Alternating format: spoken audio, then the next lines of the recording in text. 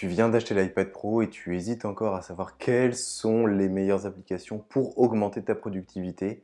C'est la réponse à laquelle nous allons répondre dans cette vidéo. Salut à toutes et à tous, pour celles et ceux qui sont nouveaux sur la chaîne, je m'appelle Romain, je suis juriste fiscaliste en cabinet d'avocat. Et sur cette chaîne et sur ces vidéos, on vous présente donc les meilleures applications pour augmenter votre productivité, quelques conseils avec l'iPad Pro et de manière générale, applications, produits technologiques et méthodes pour améliorer votre productivité. Alors la première application dont j'aimerais vous parler, et je pense que ça va être assez intuitif pour les personnes qui me suivent depuis quelques temps déjà, mais c'est l'application Notion, qui est une application de prise de notes et de gestion de projet qui est déjà très populaire auprès des étudiants. Alors la réduire à une application de prise de notes et de gestion de projet, c'est assez réducteur puisqu'en fait c'est une application qui est bien plus que ça. En effet, c'est une application qui est extrêmement flexible et qui va vous permettre réellement de faire ce que vous voulez de l'application, que ce soit de la gestion de calendrier, de la prise de notes, de l'automatisation de certaines de vos tâches que vous pensez devoir faire à intervalles récurrents, de création de tableaux et évidemment de gestion de projet. En effet, c'est une application qui vous permet de créer des notes, de les organiser, de créer des tableaux dans ces notes, de créer des notes dans les tableaux. Vous pouvez collaborer avec d'autres étudiants, c'est-à-dire que vous pouvez partager des pages que vous auriez créées auparavant et évidemment de suivre vos progrès dans chacun de vos projets.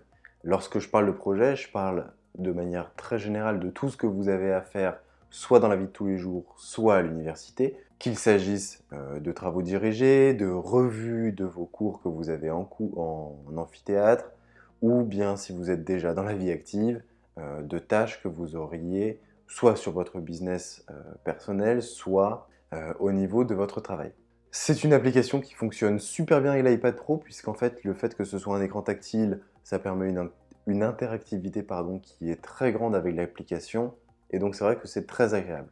De plus, c'est une application qu'il faut, entre guillemets, avoir avec soi tout le temps, lorsque vous souhaitez vous en servir, pour qu'elle puisse vous rappeler ce qu'il faut faire euh, à chaque jour. Et donc c'est vrai que la portabilité de l'iPad Pro est quelque chose de très avantageux pour l'utilisation de Notion. Notion, vous pouvez utiliser des modèles qui sont prédéfinis, vous pouvez également en acheter sur internet auprès de personnes qui sont spécialisées dans la création de modèles Notion, ou bien vous pouvez tout simplement les créer vous-même. C'est peut-être un petit peu plus difficile, mais une fois que vous avez bien pris Notion en main, que vous savez ce que vous voulez faire, c'est quelque chose qui est entièrement faisable.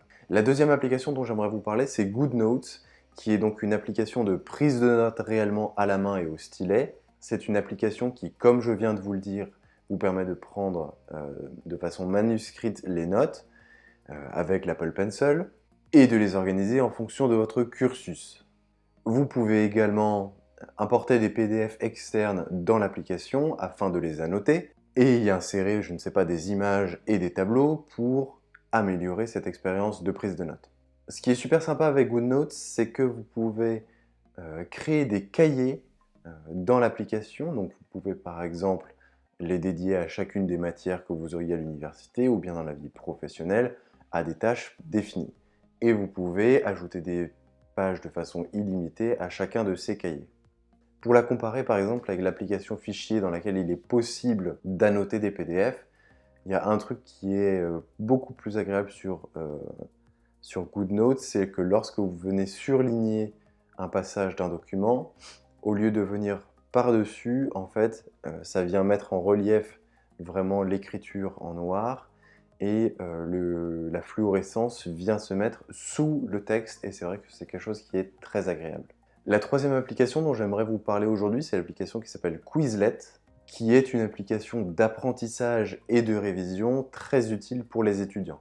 Elle vous permet de créer des cartes d'études, des tests et des petits jeux afin de vous aider à mémoriser les choses importantes dans vos cours et les mémoriser de façon plus long terme.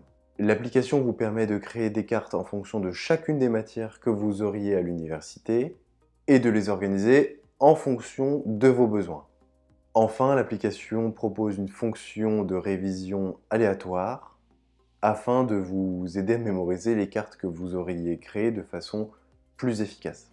La quatrième et dernière application que j'aimerais vous présenter, et ça c'est une application qui est assez rigolote entre guillemets, mais c'est l'application qui s'appelle Forest, qui est une application, on pourrait dire, de gestion de temps, puisqu'elle vous aide en fait à rester concentré sur la tâche que vous êtes en train de réaliser, en limitant votre utilisation des applications de réseaux sociaux et autres applications qui viendraient vous distraire.